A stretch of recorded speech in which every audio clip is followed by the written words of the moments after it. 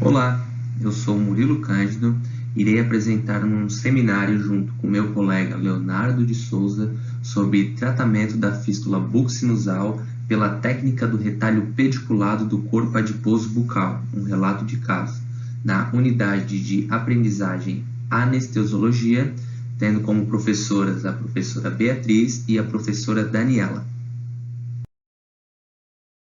Bom, aqui nesse slide aqui podemos ver as referências do nosso artigo que foi tomado como base para nosso seminário. Bom, aqui nesse slide aqui podemos ver um pouco do nosso artigo científico que usamos para ter base o nosso seminário. Bom, nesse seminário irei trazer um pouco de informação de como o cirurgião dentista tem que agir quando ocorre uma complicação pós-operatória, que no caso é a comunicação buccosinusal e a fístula buccosinusal. Essa complicação ocorre geralmente após exodontias de dentes superiores e posteriores. O cirurgião dentista terá que fazer o diagnóstico, sendo ele por imagem e exame físico também. A técnica cirúrgica que trago neste artigo é do retalho pediculado com corpo adiposo bucal, que ela é muito conhecida como a bola de Bichat. Mostraremos nesse seminário alguns casos clínicos e também os meios de prevenção. Bom, aqui eu trago um pouco da introdução desse seminário. Para entendermos o tema em questão, é necessário voltarmos para a anatomia básica, relembrando o que são os seios paranasais. São cavidades onde a passagem de ar, localizadas na face com conexão com a parte respiratória. São 4 esses seios: o seio frontal, localizado no osso frontal, o seio etmoidal, localizado no osso etmoide, o seio esfenoidal, localizado no osso esfenoide, e o mais importante na atuação cirurgião-dentista e maior seio paranasal, o seio maxilar. Próximo ao seio maxilar, encontra-se parte dos dentes superiores posteriores. Algumas vezes, o ápice desses dentes encontra-se perto dessa cavidade. A comunicação buccosinusal ela é descrita na literatura como um acesso direto entre o seio maxilar e a cavidade bucal.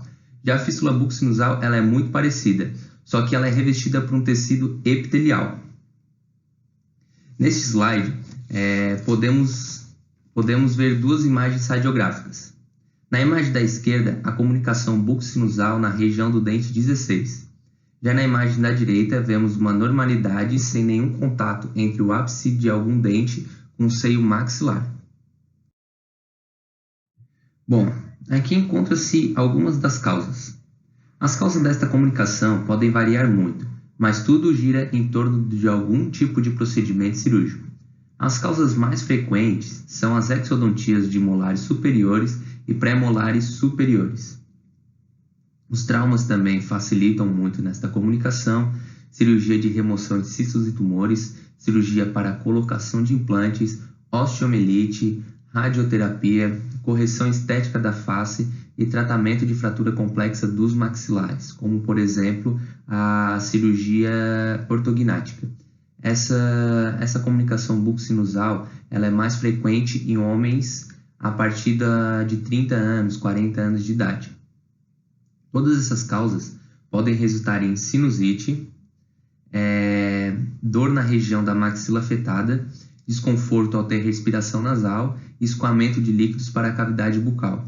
Aqui nessa imagem podemos ver um pouco desse líquido escorrendo para a cavidade. Bom, aqui eu trago como é feito, como o cirurgião dentista pode fazer o diagnóstico do paciente. Realizado com exames clínicos e radiográficos. Começando pelo raio-x periapical. Existe uma descontinuidade da linha radiopaca que assim marca a delimitação do seio e da cavidade. Então, com o raio-x periapical, a gente já pode conseguir ver essa comunicação. Podemos também pedir para o paciente fazer um raio-x panorâmico e observar a área do elemento que há dúvidas sobre a comunicação buccosinusal, comparar um seio com outro. A radiopacidade de um seio e outro evidencia a diferença. Pode também pedir uma tomografia computadorizada. Mostra o tamanho da comunicação, onde se encontra com exatidão e detalha o tipo de lesão e o tamanho desse tipo de lesão. E também, como exame físico, a gente pode pedir para o paciente fazer a manobra de Valsalva, que consiste em o paciente apertar as narinas com a boca aberta e expirar o ar. Como, por exemplo, quando você vai subir um morro, andar de avião e seu ouvido fica entupido. Daí você realiza essa manobra de Valsalva para desentupir. Caso haja comunicação bucosinusal, vai poder escoar líquidos para a cavidade bucal, ou se tiver sangue, o sangue vai começar a dar umas mexidas. Então você aí verá que tem uma possível comunicação bucosinusal. Bom, nesse slide mostrarei um pouco sobre os procedimentos cirúrgicos e como pode ser realizado. Bom, a comunicação bucosinusal de 2 mm ou menor, ela geralmente se fecha de maneira espontânea. Isso quando não tem nenhum tipo de infecção. Logo, não é preciso nenhum tipo de intervenção cirúrgica para esse fechamento. Porém, é de extrema importância o cirurgião dentista orientar o paciente para não fazer nenhuma pressão na região do seio maxilar.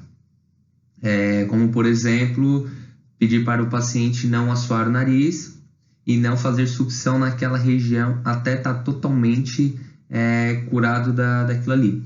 Também orientar o paciente e aconselhar ele a ter uma alimentação bem líquida e pastosa, e fria também. A comunicação bucosinusal maior que 3 mm ou com inflamação no seio maxilar ou na região periodontal.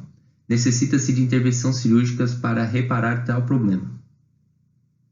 O não tratamento deste problema envolve com 50% dos pacientes terão sinusite após 48 horas e 90% dos pacientes terão sinusite após 2 semanas.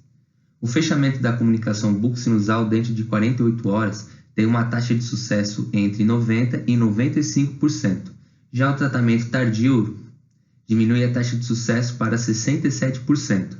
Segundo o autor do nosso artigo, quando o defeito for maior que 5 mm e persistir por mais de 3 semanas, irá se formar uma fístula bucosinusal devido à grande taxa de infecção que se acumulará nesta região. Bom, já nesses slides vou falar um pouco sobre os métodos cirúrgicos. Existem diversos métodos cirúrgicos para o fechamento da comunicação bucosinusal e fístula bucosinusal, como por exemplo retalhos locais, retalhos à distância e também enxertos. Mas eu irei falar um pouco mais sobre a cirurgia de método cirúrgico usando o corpo adiposo bucal, conhecida como bola de Bichat. Quando se fala em bola de Bichat, lembramos do procedimento da bichectomia, uma cirurgia de maior parte estética que vem crescendo da última década, em maior parte no público feminino. Porém, ela também é realizada por homem. Ela também é uma cirurgia, a bichectomia também é uma cirurgia utilizada também por parte funcional quando o paciente tem essa bola de Bichat, a bochecha muito grande e vive tendo traumas ali, mordendo e tal. Porém, o uso dessa gordura, ela se utiliza de forma funcional também para o fechamento da comunicação entre o seio e a cavidade bucal. Bom, aqui nessa primeira imagem, vemos uma cirurgia para a retirada desse corpo adiposo, a chamada bichectomia. Na segunda imagem, usa-se para o fechamento da comunicação bucosinusal. Uma curiosidade é que em 1802, esse corpo adiposo foi chamado de Bichat, por isso o nome bola de Bichat. Porém, só em 1977 ela foi usada para o meio de fechamento bucosinusais e buconasais. É um corpo com média de 9,3 gramas, com 6 milímetros de diâmetro. Ela é indicada para esses fechamentos graças à sua grande vascularização que ela tem. Bom, o corpo adiposo bucal é um tipo de tecido denominado como cisarcose. Na infância, tem como principal função neutralizar a pressão negativa durante a sucção de quando o bebê está sendo amamentado. Já na fase adulta, esse tecido melhora a motilidade muscular. O tecido ajuda, protege e amortece os ramos neurovasculares de injúrias, contendo ainda uma rica rede venosa. Seu corpo principal fica localizado lateralmente ao músculo bucinador e na borda anterior do músculo masseter. Ele tem um íntimo contato com ramos da artéria maxilar e com parte do nervo trigêmeo, ramo maxilar também. Ela tem um íntimo contato com a bochecha, alcança essa região na altura do ducto parotídeo e se estende pela borda anterior do músculo masseter. O suprimento sanguíneo é derivado de ramos da artéria facial, que atravessam a gordura na sua porção superior. Graças a essa rica vascularização, uma alta taxa de sucesso é atribuída a essa cirurgia, utilizada como retalho pediculado.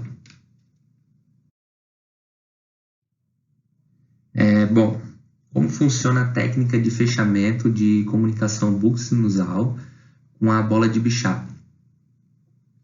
O primeiro passo, aquela imagem da esquerda, a letra A, é fazer uma incisão e remover esse epitélio, que no caso é a fístula. Limpar bem a região e retirar a parte da gengiva que pode estar infeccionada. Já no passo B, tem que abrir o periósteo. Chegando na parte C, você disseca a gordura e coloca na região que foi afetada, isso como um retalho pediculado. Após isso, no passo D, fazer uma sutura da gengiva e deixar exposta essa gordura. Ao tempo, ela vai cicatrizando. O bom disso é que ela tem uma grande vascularização, né? Esse retalho pediculado. Nessa imagem da direita, essa primeira imagem de cima, eu peguei um caso do Dr. Fernando Giovanella. Esse caso ele apresentou no YouTube. A imagem de cima é um paciente 10 dias após essa cirurgia. É normal ter esse pouco de necrose superficial, não afeta no tratamento. E já nessa segunda imagem é do paciente após a cirurgia, com vedamento total dessa comunicação bucosinusal.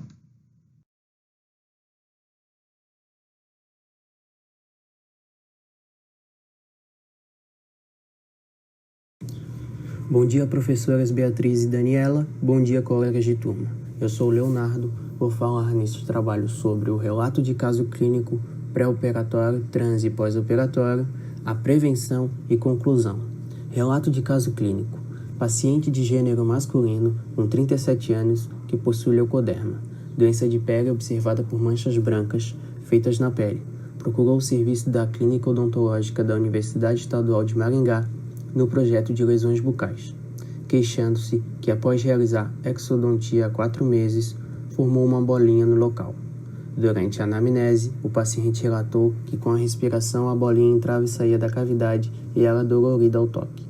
Ao realizar exame físico intrabucal, notou-se na região do elemento 16 extraído a presença de um pólipo sinusal com aproximadamente 10 mm de diâmetro e quando realizada a manobra de Bassalva, observou-se a drenagem de exudato purulento via alvéolo presente na figura 1 do slide, confirmando-se o diagnóstico de comunicação bucosinusal permanente.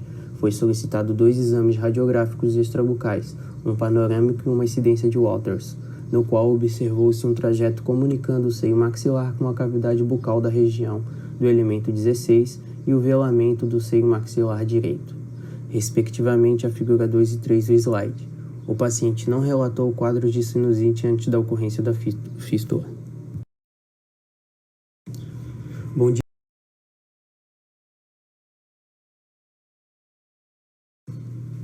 O paciente foi submetido a um tratamento pré-operatório para desinfecção do seio maxilar, tratamento realizado por antibióticos pelo período de 15 dias, amoxicilina 500 mg a cada 8 horas e metronidazol 400 mg a cada 8 horas.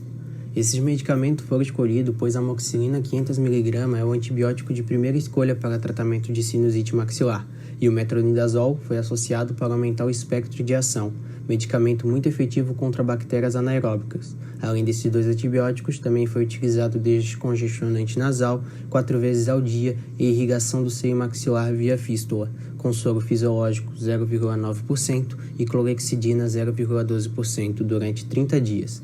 Após esse tratamento, foi solicitado novamente uma radiografia de Walters, na qual observou-se uma diminuição na radiopacidade do seio maxilar direito, o que sugeriu uma ocorrência de hiperplasia da mucosa do seio, e ainda notou-se que não foi efetiva a terapia medicamentosa, pois notava-se ainda pequena drenagem de secreção purulenta pela fístula.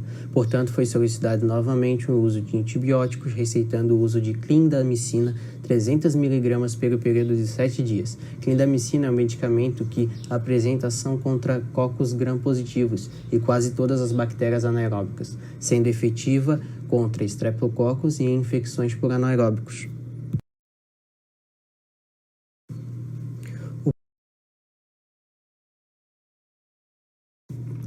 Transoperatório. Após a segunda terapia medicamentosa, foi realizada a cirurgia para o fechamento da fístula buccosinusal com deslize do retalho do corpo adiposo bucal, sendo realizado de maneira simultânea a curetagem da mucosa do seio maxilar, principalmente próxima à área do dente extraído, por meio de anestesia local. A antisepsia intra e extrabucal foi realizada. A anestesia dos nervos alveolar superior posterior, médio e palatino maior do lado direito também. Realizou-se uma incisão sobre o rebordo alveolar, contornando a fístula, e uma incisão relaxante anterior à fístula. Após o deslocamento do retalho, foi removido o pólipo sinusal, que foi encaminhado para avaliação histopatológica, e promoveu-se a curetagem da mucosa do seio maxilar direito. Através de divulsão dos planos, o tecido foi acessado e mobilizado para recobrir a área de aproximadamente 10 mm de diâmetro, presente em figura 4.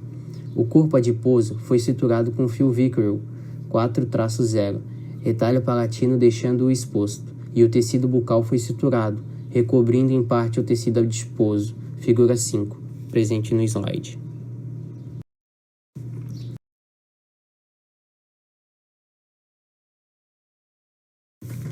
Já no pós-operatório, acompanhamento de 10 dias, observou-se a ausência da comunicação buccosinusal, ainda a presença do tecido adiposo, e o resultado do exame histopatológico confirmou a hipótese de pólipo inflamatório sinusal em figura 6.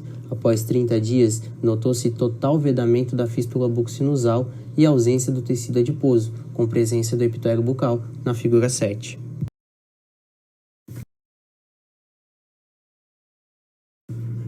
Prevenção e conclusão. O seio maxilar é o maior dos seios paranasais, seio que está ligado intimamente com dentes posteriores e superiores.